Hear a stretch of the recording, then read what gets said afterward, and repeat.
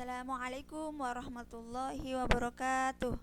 Selamat pagi dan salam sejahtera untuk kita semua, khususnya kepada Ananda kelas 10 Madrasah Aliyah.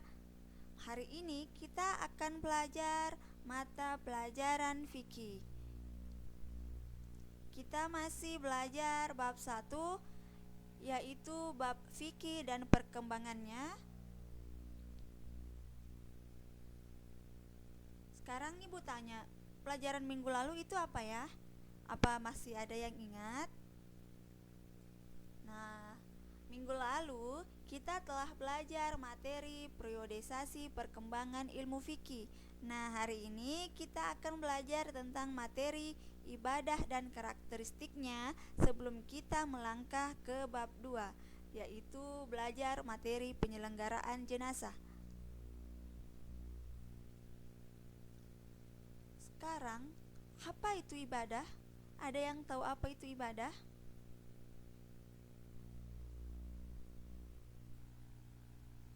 Menurut bahasa, ada 3 makna dalam pengertian ibadah. Yang pertama taat, yang kedua tunduk, dan yang ketiga adalah pengabdian. Jadi, ibadah itu merupakan bentuk ketaatan, ketundukan, dan pengabdian kepada Allah Subhanahu wa Ta'ala, di mana di dalam Al-Quran kata ibadah berarti patuh, tunduk, mengikut, menurut, dan doa. Dalam pengertian yang luas, ibadah merupakan segala sesuatu yang dicintai dan diridhoi Allah, baik berupa perkataan maupun perbuatan. Adapun menurut ulama fikih, ibadah adalah semua bentuk pekerjaan yang bertujuan memperoleh ridha Allah dan mendambakan pahala darinya di akhirat. Sekarang, apa dasar hukum ibadah? Banyak dijumpai di dalam Al-Quran adanya ayat-ayat tentang dasar-dasar ibadah.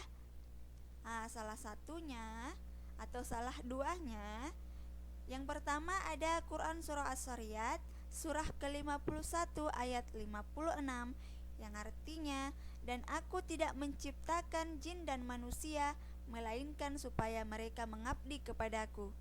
Yang kedua, Quran Surah Al-Baqarah surah kedua ayat 21 yang artinya, hai manusia, sembahlah Tuhanmu yang telah menciptakanmu dan orang-orang yang sebelummu agar kamu bertakwa. Selanjutnya, ada berapa macam ibadah? Kalau ada yang tahu silahkan menjawab di kolom komentar. Secara umum, ibadah terbagi menjadi 2. Yang pertama ada ibadah mahdah. Ibadah mahdah yaitu ibadah yang khusus berbentuk praktik atau perbuatan yang menghubungkan antara hamba dengan Allah melalui cara yang telah ditentukan dan diatur atau dicontohkan oleh Rasulullah. Oleh karena itu, pelaksanaan dan bentuk ibadah mahdah ini sangat ketat, yaitu harus sesuai dengan contoh dari Rasulullah. Misalnya sholat, zakat, puasa, dan haji. Semua itu telah ada ketentuan atau telah dicontohkan oleh Rasulullah. Kemudian yang kedua, ibadah ghairu mahdah. Apa itu ibadah ghairu mahdah? Ibadah ghairu mahdah adalah ibadah umum yang berbentuk hubungan antara manusia dengan manusia dan alam yang memiliki nilai ibadah. Ibadah ini tidak ditentukan cara dan syarat secara detail. Semuanya diserahkan kepada manusia itu sendiri. Islam hanya memberi perintah atau anjuran dan prinsip-prinsip umum. Misalnya, menolong fakir miskin, mencari nafkah, bertetangga, bagaimana bernegara, bagaimana bersikap tolong menolong, dan lain sebagainya. Itu semua masuk ke ibadah ghairu mahdah karena tidak ada ketentuan sebagaimana dalam Al-Quran atau tidak ada contoh yang diberikan oleh Rasulullah. Akan tetapi ibadah ini hanya memberi perintah atau anjuran dan sesuai prinsip agama. Akan tetapi ibadah ghairu mahdah ini tidak boleh bertentangan dengan agama. Kemudian, jika dilihat dari segi pelaksanaannya, kepentingannya, dan bentuknya, ada berapa macam ibadah?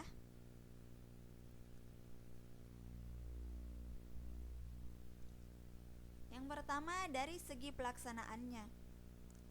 Ada ibadah jasmaniyah rohaniyah, yaitu perpaduan ibadah antara jasmani dan rohani, misalnya sholat dan puasa. Kemudian yang kedua, ada ibadah rohaniyah dan maliyah, yaitu perpaduan ibadah rohaniyah dengan harta, seperti misalnya zakat. Kemudian yang ketiga, ibadah jasmani, rohaniyah, dan maliyah, yakni ibadah yang menyatukan ketiganya, yaitu menyatukan jasmani, rohani, dan harta. Adapun contohnya yaitu seperti ibadah haji. Kemudian dari segi kepentingannya, yang pertama dari kepentingan pribadi atau perorangan atau fardi, yaitu suatu ibadah yang dalam pelaksanaannya tidak membutuhkan orang lain, misalnya seperti sholat dan puasa. Kemudian yang kedua, dilihat dari kepentingan ijtimai atau masyarakat. Ibadah ini adalah suatu ibadah yang dalam pelaksanaannya melibatkan orang lain, seperti misalnya zakat dan haji. Nah, kemudian dari segi bentuknya, yang pertama ada ibadah dalam bentuk perkataan atau lisan, seperti misalnya zikir, doa, tahmid, dan membaca Al-Quran. Itu bentuknya perkataan atau lisan. Kemudian yang kedua, ibadah dalam bentuk perbuatan yang tidak ditentukan bentuknya, seperti misalnya membantu atau menolong orang lain, mengurus jenazah, dan lain-lain. Kemudian yang ketiga, ibadah dalam bentuk pekerjaan yang telah ditentukan bentuknya, misal seperti sholat, puasa, zakat, dan haji.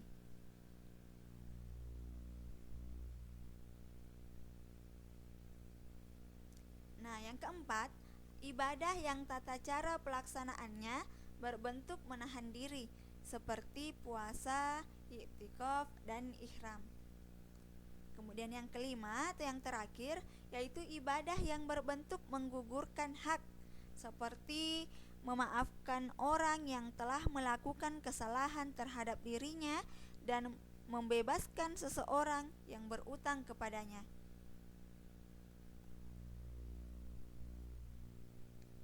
Kemudian, bagaimana prinsip-prinsip ibadah dalam Islam? Ibadah yang disyariatkan oleh Allah dibangun di atas landasan yang kokoh. Adapun landasan tersebut, yang pertama, niat beribadah hanya kepada Allah. Kemudian yang kedua, ibadah yang tulus kepada Allah semata-mata karena Allah, haruslah bersih dari tendensi-tendensi yang lain. Apabila sedikit saja ada niat beribadah bukan hanya karena Allah, tapi karena sesuatu yang lain, misalnya karena ingin dipuji orang lain atau biasa disebut riya, maka rusaklah ibadah itu. Yang ketiga, keharusan untuk menjadikan Rasulullah sebagai teladan dan pembimbing dalam ibadah. Nah, yang keempat, ibadah itu memiliki batas kadar dan waktu yang tidak boleh dilampaui.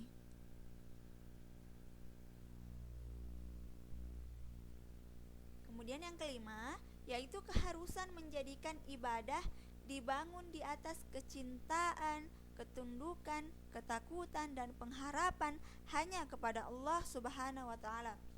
Kemudian yang keenam, beribadah dalam keseimbangan antara dunia dan akhirat, yang artinya proporsional, tidak hanya semata-mata kehidupan akhirat saja yang dikejar, tetapi kehidupan dunia juga tidak dilupakan sebagai sarana beribadah kepada Allah Subhanahu wa taala atau sebagai sarana untuk mendapatkan kehidupan akhirat yang lebih baik.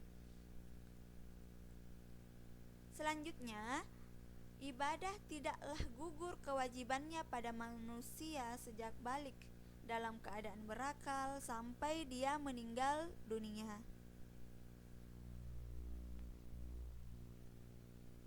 Apa tujuan ibadah dalam Islam? Kemudian bagaimana keterkaitan ibadah dalam kehidupan sehari-hari? Tujuan ibadah adalah untuk membersihkan dan menyucikan jiwa dengan mengenal dan mendekatkan diri kepada Allah, serta mengharapkan ridho dari Allah. Sehingga ibadah di samping untuk kepentingan yang bersifat ukhrawi, juga untuk kepentingan dan kebaikan bagi diri sendiri, keluarga, masyarakat yang bersifat duniawi.